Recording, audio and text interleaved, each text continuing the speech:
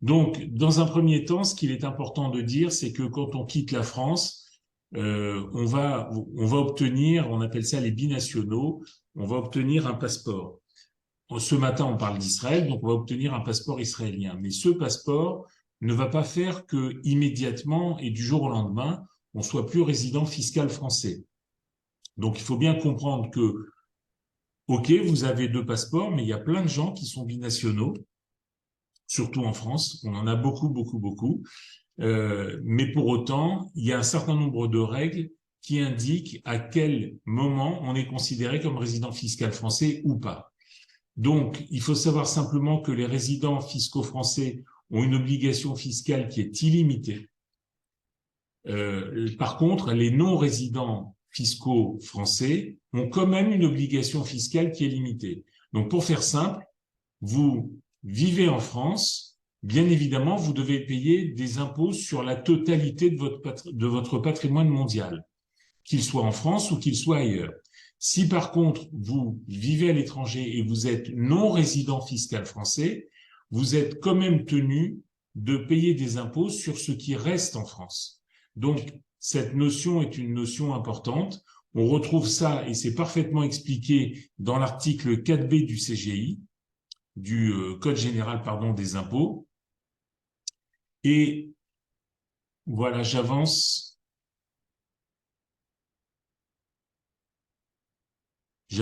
très vite parce que ces notions de nationalité sont pas les plus importantes, mais voilà les critères alternatifs qui sont prévus à l'article 4B du CGI. Tout d'abord, le premier, qui est le plus important, c'est où se trouve votre foyer ou votre lieu de séjour principal. Donc, c'est une notion qui est très importante parce qu'on retrouve souvent cette ambiguïté avec des gens qui ont vécu en France, qui décident à un moment donné de partir en Israël et malheureusement, pour eux, ils ont un attachement, et ça je peux franchement le comprendre, un attachement violent à la France, mais cet attachement fait qu'ils souhaitent, par exemple, conserver leur résidence principale. C'est difficile de partir, de conserver sa résidence principale, et puis au moment où on doit payer des impôts, de dire mais non, regardez, j'ai un passeport israélien. Oui, mais vous avez aussi un passeport français. Donc, sauf à abandonner votre nationalité, de toute manière, ce qui ne changerait rien, si votre foyer est situé en France ou votre lieu de séjour principal, alors par définition, vous êtes toujours résident fiscal français. Ce qui n'est peut-être pas un problème parce qu'on a quelques personnes qui font leur alia, qui décident de partir, mais en même temps qui continuent de payer leur impôt en France. Moi, mon travail et l'objet l'objet d'être de mon activité, c'est d'optimiser une situation et d'aider le plus possible. Donc, a priori, on essaye de ne pas rentrer dans ce premier critère qui est totalement impératif. Il y a un deuxième critère qui est important, c'est le travail. C'est-à-dire qu'on peut très bien partir, quitter la France, on peut vendre sa résidence principale, vivre à l'étranger une bonne partie de l'année, si ce n'est pas la majorité de l'année ou même la totalité de l'année. Mais si par contre on a laissé une activité principale en France, eh bien à ce moment-là, on est considéré comme français. Vous avez donc compris que pour ne plus être résident fiscal français, a priori, il vaut mieux ne plus avoir. J'ai pas dit qu'il ne fallait plus rien avoir du tout. Avec Georges David Benayoun, qui est donc l'avocat attitré du réseau Experalia, on insiste avec nos clients depuis des années, c'est surtout le problème se pose sur la résidence principale.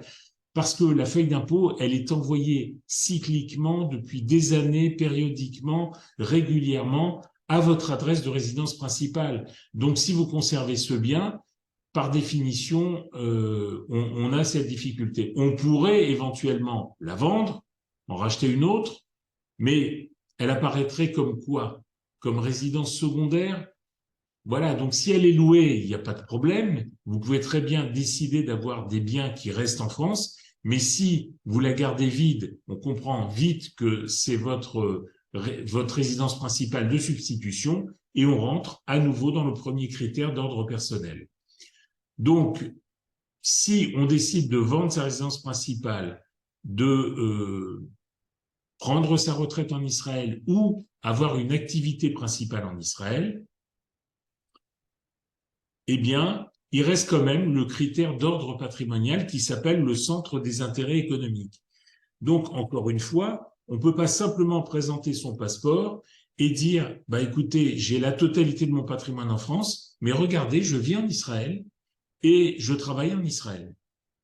Eh bien, si la quasi-totalité, ou en tout cas la majeure partie de votre patrimoine se trouve en France, on a un vrai problème.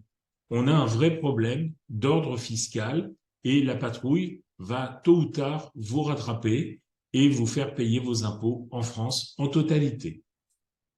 Donc, voilà les éléments, voilà ce qu'il était important de dire sur cette première partie. Il faut savoir qu'il y a un certain nombre d'impôts qui sont concernés. On a l'impôt sur le revenu, ça vous l'avez bien compris. Dans cet impôt sur le revenu, on a l'impôt également, sont intégrés les biens immobiles, donc je pense à l'immobilier, donc toutes les valeurs immobilières, toutes les valeurs foncières qui sont restées en France sont taxées dans l'impôt sur le revenu, mais on a également l'impôt sur la fortune immobilière, on a également l'impôt sur les plus-values, et puis un dernier sujet qui a son importance également, qui sont les droits de succession. Donc, j'en finis quand même avec l'article 4b, avant de passer en revue tous ces impôts. Voilà, j'arrive en page 7. Bon, il y a des éléments, évidemment, la détermination de la résidence fiscale. Il y a beaucoup d'éléments d'arrêt du Conseil d'État qui balisent tout cela sur à la fois la résidence principale, à la fois l'activité professionnelle principale en France, et puis sur le centre des intérêts économiques, parce que tout le monde a bien compris qu'il fallait pas avoir sa résidence principale et pas son boulot, mais il y a des biens immobiliers qu'on a achetés et sur lesquels on a des problématiques d'ordre plutôt personnel et quelquefois fiscaux. Alors personnel, c'est parce qu'on a un attachement, c'est un bien qu'on ne veut pas vendre, qu'on ne souhaite pas vendre, et puis on a de temps en temps une imposition qui serait très importante en termes de plus-value, donc c'est pas le moment pour vendre et on attend un petit peu. Voilà. Il y a donc beaucoup d'arrêts du Conseil d'État sur le centre des intérêts économiques en France. Bon, le foyer, alors là, il y a beaucoup à en dire, mais enfin, retenez simplement que certaines personnes se sont fait avoir, donc je vais survoler très vite cette histoire de foyer. On a notamment, on va dire, un sportif célèbre qui est Yannick Noah, qui était la plus grande majeure partie de l'année en voyage pour ces tournois, et donc il passait peu de temps, en tout cas moins de 6 mois par an en France. Il a choisi d'avoir une résidence principale en Suisse, pas de problème.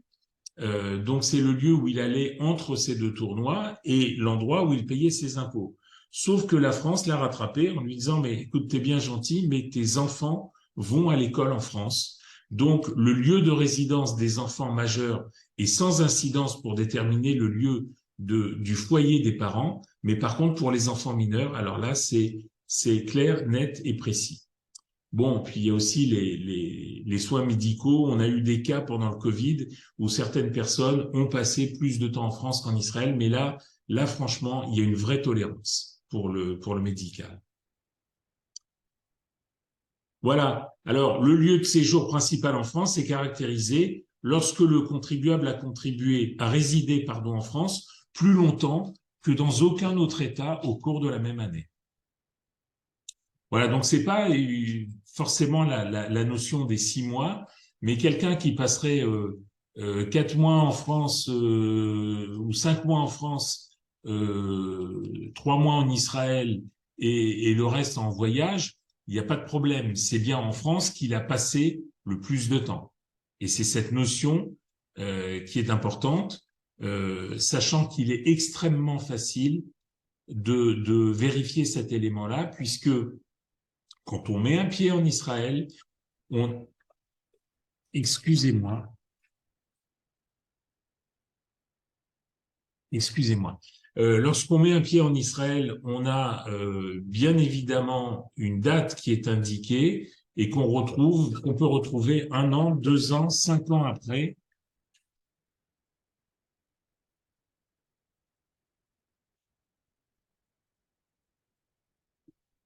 Qu'on retrouve dans le ministère qui s'appelle le Misrad Apnim. C'est le ministère de l'Intérieur en Israël. Et donc, il y a un bureau où très facilement, on peut donner un nom, un prénom et retrouver le parcours qu'on a passé en Israël, puisque chaque jour où on est arrivé est indiqué, chaque jour où on a quitté Israël est indiqué également. Le reste du temps, quand on est en voyage, il n'y a pas de problème. Mais si la France a un doute entre votre séjour en France, la durée de votre séjour en France et la durée du séjour en Israël, bien évidemment, elle aura facilement accès à cette information. Voilà. Bon, l'activité professionnelle, je crois on va pas trop développer. Je vais m'arrêter là pour cette partie et pour le partage de l'écran. Pour vous parler maintenant un petit peu d'immobilier, c'est-à-dire sur ce qui resterait en France. Immobilier, taxation, diverses taxations. Simplement vous dire que lorsqu'il y a un doute entre deux pays et que les deux pays ont envie de taxer, souvent, et c'est le cas entre la France et Israël, il y a une convention fiscale. Et cette convention fiscale permet de déterminer quel est le pays qui va taxer fiscalement. Donc, on a suffisamment à la fois de jurisprudence, suffisamment de textes, suffisamment, surtout que cette convention franco-israélienne, elle existe depuis des décennies et ça fait très longtemps qu'elle n'a pas été modifiée. Donc, elle fonctionne comme ça, elle convient aux deux parties et donc, globalement, on sait exactement répondre à ces différentes questions. Alors, ensuite, lorsqu'il est question de taxation, il faut bien comprendre que l'activité professionnelle française est taxée en France. L'activité professionnelle israélienne est taxée en Israël selon un barème qui est différent. En ce qui concerne l'immobilier en France, il a un statut un tout petit peu différent. Avant l'immobilier et après l'activité professionnelle, il faut que je parle un tout petit peu de retraite. Lorsqu'on est retraité du privé, on est taxé en Israël. Lorsqu'on est retraité du public et qu'on a été fonctionnaire pour l'État français, la France exige que l'impôt soit réglé à vie en France. Sauf à avoir abandonné sa nationalité française. On a beau le dire, à ma connaissance, je n'ai jamais vu personne abandonner sa fiscalité française pour payer un tout petit peu moins d'impôts en France. Puis c'est un cas de figure quand même un petit peu particulier, donc uniquement les retraites du public qui sont taxées en France. Maintenant, si on passe à l'immobilier, il faut savoir qu'en France, on a une taxation, l'immobilier vient sur des tranches qu'on appelle la tranche maximale, puisqu'il vient en plus de tout le reste. Lorsqu'on n'a pas beaucoup de revenus et qu'on est retraité et qu'on vit principalement avec des revenus immobiliers, on n'a pas une trop grosse fiscalité. Pour autant, lorsqu'on est non résident, il faut savoir qu'au premier euro, on est taxé dans une tranche qui est à 20%. Passer cette tranche qui est à 27 000 de mémoire, je l'ai noté 27 519 euros de revenus par an, c'est-à-dire un peu plus de 2 300 euros par mois, à ce moment-là, on est taxé dans une tranche à 30%. Mais qu'on soit taxé à 20 ou à 30%, il faut savoir que malheureusement, il y a une taxation des prélèvements sociaux de 17,2%. Donc, au premier euro, pour se résumer, on est taxé à 20 plus 17,2, c'est-à-dire 37,2%. Dès qu'on dépasse ce montant, on est taxé à 30% plus 17,2, c'est-à-dire 47,2%. On est toujours taxé à l'IFI, l'impôt sur la fortune immobilière. Je vous rappelle simplement qu'il y a quelques années et avant Macron, nous étions taxés à l'ISF et c'est l'ensemble des biens, l'ensemble du patrimoine qui rentrait dans cet impôt sur la fortune. Macron a souhaité que seul l'immobilier soit taxé. Alors, les raisons profondes qui ont fait ça, c'est peut-être que c'est un ancien banquier, mais en tout état de cause, il est assez logique dans un patrimoine, comprenez-le bien, d'avoir à la fois des biens immobiles, de l'immobilier, et à la fois des valeurs mobilières, mobiles, qui puissent se déplacer. Ça permet d'investir dans des obligations, ça permet d'investir dans des entreprises, et donc effectivement, la plupart du temps, avoir des rentabilités de plutôt sur le long terme, meilleure qualité, sachant que dans notre esprit franco-français, souvent, ou même franco-israélien peut-être, je sais pas, vous nous direz, l'immobilier est une brique importante du patrimoine. En tout cas, en France, on adore l'immobilier, on considère que c'est stable, on considère que ça bouge pas, ce qui est un petit peu faux, pardon de faire un petit aparté sur l'immobilier, mais euh, on a eu une période dans les années 90 où il y a eu de grosses chutes immobilières. Ensuite, on a eu une très, très, très belle période où l'immobilier qui était descendu très bas est remonté. Et je dirais que depuis une dizaine d'années, on a eu des taux, jusqu'à il y a un an et demi, on a eu des taux qui étaient très bas.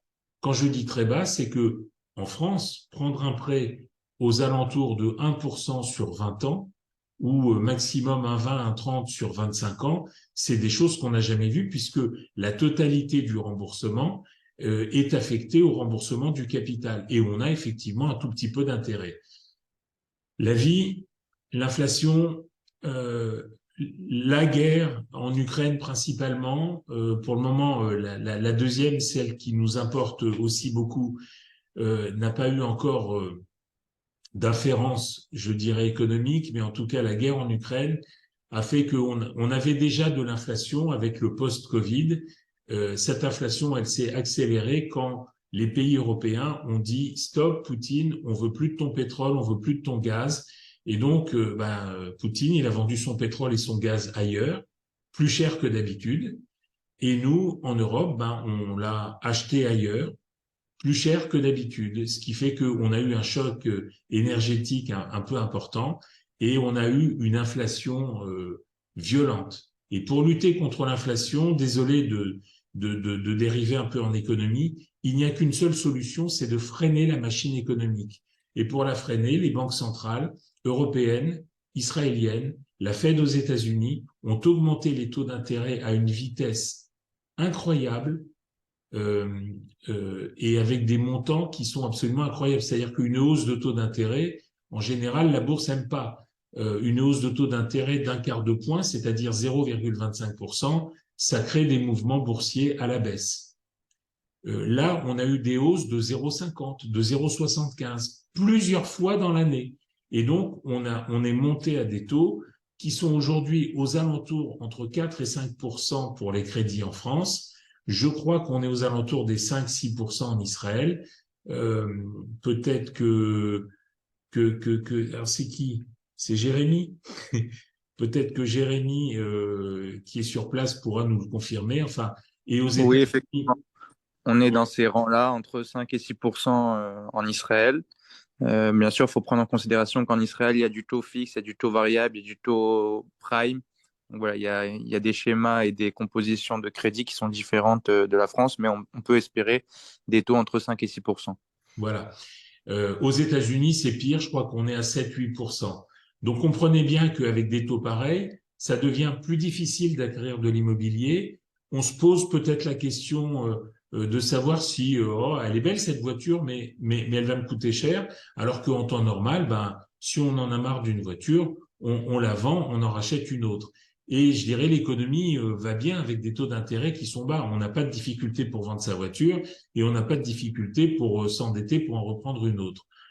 Aujourd'hui, c'est plus difficile. Donc, effectivement, avec ces taux d'intérêt qui sont plus élevés, alors j'espère que ça ne sera pas durablement parce que il y a trois acteurs. Hein. Je vous ai parlé des particuliers, mais il y a également les entreprises qui n'apprécient pas la plaisanterie. Et puis, il y a également les États et notamment l'État français qui est très, très endetté. Et j'imagine, avec ce qui se passe en Israël, que ça coûte beaucoup d'argent d'envoyer 10, 15, 50, 200 bombes ou 200 roquettes par jour. Donc, tous ces éléments-là font que les États sont endettés et eux aussi, ils empruntent. Et eux aussi, ils ont intérêt à ce que les taux d'intérêt baissent. Donc, je suis un peu rassuré sur le grand avenir. Sur l'avenir immédiat, il est question de taux d'intérêt qui resteraient stables pour le moment. En tout cas, les banquiers centraux trouvent que ils ont mis un médicament, je dirais, à marche forcée, qui est très, très élevé à aujourd'hui. Refermons la page de l'immobilier. Il me reste, donc on a vu l'impôt sur le revenu, on a vu l'impôt sur la fortune immobilière. Je vous l'ai pas dit, mais en France, c'est au-delà d'1,3 million. Ce qui, quand on détient un bien sur Paris, va très très vite. On peut quand même détenir quelques biens et conserver quelques biens en France si vraiment on le souhaite. Attention toujours à cet équilibre entre ce qu'on possède en Israël, qui est l'endroit où on décide de vivre, puisque c'est le sujet de ce matin, et ce qu'on possède en France. Attention à ce que cette balance ne soit pas en faveur de la France. Il y a également des valeurs liquides. Donc, clairement, je propose, moi, sans l'imposer bien sûr, mais je propose de quitter les liquidités qu'on a en France, qu'elles soient en banque, qu'elles soient en contrat d'assurance vie, quel que soit le mode de détention. C'est beaucoup plus facile de transférer de l'argent que de vendre un bien immobilier pour lequel on a un attachement sentimental. Donc, il faut bien comprendre que dans cette espèce de balance que je vous décrivais tout à l'heure sur le centre des intérêts économiques, il est fondamental que les liquidités soient ou à l'endroit où vous les utilisez ou dans un endroit où elles sont extrêmement en sécurité. Il est important de parler d'un dernier impôt qui est l'impôt sur les droits de succession, puisque on a dans l'imaginaire des droits de succession qui sont très importants en France, ou des impôts qui sont très importants en France. C'est vrai. Et on a des impôts en Israël qu'on ne connaît pas vraiment, mais en tout cas, ce qu'on sait, c'est que pour le moment, en Israël, il n'y a pas de droit de succession. Donc, si on en reste là et qu'on se dit, ben c'est bon, je m'en vais en Israël et j'ai plus de droit de succession, on est complètement passé à côté du mode de fonctionnement des impôts en France en termes de droit de succession. Donc, je vais vous le rappeler. En France, il y a 3 cas de figure où on paye des droits de succession. Le premier cas de figure, c'est quand on est résident fiscal français. Par définition, tout ce que vous possédez dans le monde rentre en droit de succession, évidemment le plus tard possible, au moment du décès. Le deuxième cas de figure qui nous intéresse, c'est les personnes qui sont parties. Donc, on peut très bien se dire, je pars en Israël, je décède en Israël et je ne payerai pas de droit de succession. C'est faux. La France taxe tout au droit de succession tous les biens qui sont en France, que ce soit de l'immobilier, que ce soit des comptes bancaires. Il y a probablement d'autres éléments qui seraient taxés, mais je dirais que quand on a ou les parts de société, enfin globalement tout ce qui est en France serait taxé au droit de succession. Donc vous comprenez bien que l'objet de la sensibilisation de notre webinaire ce matin, c'est de bien comprendre qu'il faut s'organiser et pas simplement monter dans un avion. Le troisième sujet, alors là, c'est extrêmement vicieux. La France est la seule à pratiquer cet impôt de cette manière-là, de droit de succession. On peut très bien, si vous m'avez suivi, partir. On peut très bien tout vendre sa résidence principale, vendre des biens qui amènent un revenu locatif. D'abord parce qu'il est très ou trop fortement taxé en France, mais également parce que ça va être un petit peu plus compliqué de gérer ça à distance. Et puis, on peut très bien se dire, je vais vendre aussi mes comptes en banque. Moi, l'argent, j'en ai besoin en Israël, donc je le transfère, et se dire qu'on n'a plus rien en France. Oui, bien sûr, sauf qu'on a encore des héritiers. Et la France a décidé de taxer en France, en termes de droit de succession, les héritiers qui seraient restés. Donc, pour vous donner une idée, et que vous voyez la complexité du sujet, c'est que une famille qui a 3 enfants, on ne va pas obliger les enfants à venir vivre en Israël. Si j'avais mauvais esprit depuis le 7 octobre, je dirais que dans une vingtaine ou une trentaine d'années, la question ne se posera plus. Mais en tout état de cause, beaucoup de gens qui vivent actuellement en Israël ou qui ont décidé de passer leur retraite en Israël ont peut-être encore des enfants. Donc, dans l'exemple que je vous donne, imaginez qu'il y ait une famille de 3 enfants qui sont grands, 2 qui travaillent en France et 1 qui travaille en Israël. Bien évidemment, il y a des biens en France et en Israël. Donc, il y a une organisation d'enfer à imaginer puisque votre enfant qui est israélien ne payera aucun droit de succession. Aucun. Ça veut dire qu'il y a un arbitrage à faire dans les biens qu'on transmet et tout ça demande un travail de fond qui est très, très, très important. Voilà, j'ai fait un tour d'horizon. J'espère vous avoir sensibilisé au fait qu'il ne s'agit pas simplement d'avoir un passeport et de monter dans un avion, de faire son alia et de faire un ulpan pour être israélien. En fonction du droit français, on est encore attaché à la France. Alors maintenant, je peux aborder un dernier sujet que j'aborde en général en 1 heure. C'est une réunion relative à l'immobilier. Si vous avez compris ce que je vous ai dit, il faut clairement vendre l'immobilier. Alors après, se pose la question du cycle. Il se trouve que je pense qu'on est dans un cycle qui est tout à fait raisonnable si on parle de maintenant. Cette discussion dans 2 ans aura forcément changé et il y a 2 ans était forcément différente. Pourquoi il y a des cycles en immobilier ? Parce qu'il y a des moments où l'immobilier monte et comprenez bien que tant qu'on est dopé à l'hélium avec des taux d'intérêt à 0,5, 0,6, 0,8 ou 1%, globalement, lorsque j'ai vendu un bien il y a à peu près 3-4 ans de ça et qu'on m'a demandé de baisser mon prix, je ne l'ai pas fait. Et 15 jours, 3 semaines, 1 mois après, j'ai obtenu le prix que je souhaitais, simplement parce que ou la personne le voulait vraiment et elle l'a acheté, et auquel cas, ou ça a été quelqu'un d'autre, mais dans tous les cas, avec des taux d'intérêt très bas, il est facile de rajouter 20, 30, 40 euros à une mensualité. Il est facile aussi de rajouter 1, 2, 3 ans pour se loger, ce qui est beaucoup, beaucoup plus difficile, vous le comprenez, à 5, 6 ou 7% de taux d'intérêt. Donc globalement, aujourd'hui, on est dans une situation qui est tout à fait différente. Comprenez bien que quelqu'un qui veut se loger, il n'y a que 3 possibilités compte tenu de la hausse des taux d'intérêt. Ou bien, premièrement, il acquiert plus petit. Comme dans son remboursement, il y aura une part d'intérêt plus importante, ça va diminuer la part de capital qu'il va adopter. La deuxième possibilité, c'est d'aller un peu plus loin. C'est-à-dire qu'il y a des gens qui maintenant, surtout après le Covid, disent « je ne veux plus vivre à Paris, je préfère avoir un petit bout de jardin si jamais on est confiné » et ils vont plutôt en banlieue. Après, se posent des problèmes de transport assez importants. Troisième possibilité, et on est dedans, on est clairement dedans, c'est qu'au bout d'un moment, c'est pas forcément les acheteurs qui doivent payer le prix de cette hausse de taux d'intérêt. Et on se rend compte qu'il y a une baisse des prix. Je ne sais pas ce qu'il en est en Israël, mais en France, ça a déjà commencé. Voilà, alors il y a certains biens d'exception qui ne baissent pas, ok, mais ces gens-là, les gens qui achètent les biens d'exception, souvent ne prennent pas de crédit, mais pour le tout venant, pardon.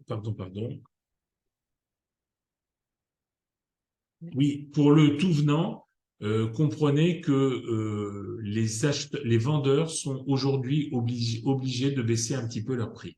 Alors, par rapport à cet immobilier, et pour le faire vraiment très très vite, si on a compris qu'on est dans un moment où les prix sont en train de baisser et ça risque d'être pire dans 6 mois, 9 mois, 1 an, alors effectivement, il y a des dispositions à prendre très rapidement pour vendre des biens pour aujourd'hui. Dans 2 ans, dans 3 ans, dans 4 ans, si la baisse est affirmée, peut-être que mon conseil, ça sera plutôt de conserver en attendant meilleure fortune, c'est-à-dire en attendant une baisse des taux d'intérêt. et que, à nouveau, on puisse avoir des prix différents, des prix supérieurs et peut-être une imposition qui soit inférieure. Donc, dans ces cas-là, il faut bien comprendre qu'il y a aussi des gens qui veulent conserver de l'immobilier pendant très longtemps et qui se disent, moi, ce bien-là, je ne veux pas le vendre. Imaginez que vous déteniez un bien qui vaille 1 million d'euros. 1 million d'euros, ça coûte très, très cher en droit de succession. Donc, ce qu'on propose aujourd'hui comme montage possible, c'est de vendre le bien dans une société dans laquelle se retrouveront les enfants. Je vous la fais vite, hein, avec du démembrement de propriété, c'est-à-dire que les parents conserveraient l'usufruit, c'est-à-dire la jouissance des loyers, les enfants ayant déjà la nue propriété. Et c'est très très difficile à faire en donation, parce qu'en donation, on doit donner 1 million d'euros et que ça coûte presque aussi cher qu'une succession. Par contre, lorsqu'on acquiert un bien immobilier qui vaut 1 million et pour lequel il y a 1 million de crédit, la valeur départ, c'est 0 au début. Ça vaut rien. Donc, si on met les enfants à 20, 40, 50, 70, 80%, comprenez bien que ça ne coûte rien du tout. Avec le temps, il y aura un crédit à rembourser. Ce crédit sera remboursé par les loyers, enfin, on espère, en partie, tout du moins. Et puis, il va y avoir une période dans une vingtaine d'années où le crédit sera remboursé et à nouveau, les parents continueront d'avoir les loyers de ce bien, mais avec une différence fondamentale, absolument fondamentale, c'est que en cas de décès, le bien ira directement aux enfants en exonération totale de droits de succession. Donc, on a beaucoup de moyens d'optimiser la situation. Dans le cas de figure qui nous intéresse, n'oubliez pas que les parents, on pourrait se dire qu'ils ne vont plus avoir de loyer parce qu'effectivement, il y a un crédit qui est mis en place, mais ils vont encaisser quand même le prix de vente de cet appartement. Et avec 1 million d'euros, on va trouver un placement qui rapportera 3,5, 4, 4,5% par an et qui leur amènera, je dirais, en revenus, des revenus supérieurs aux loyers qu'ils avaient avant, puisque les loyers qu'ils avaient avant, n'oubliez pas, étaient soumis à impôt sur le revenu, quelquefois à impôt sur la fortune immobilière, à taxes foncières qui augmentent monstrueusement actuellement. Sur Paris, il y a des augmentations. Il y a eu l'année dernière une augmentation de 55%. Voilà. Donc, je vous ai fait un tour, mais extrêmement rapide et en superficialité. Je suis à votre disposition pour vos questions.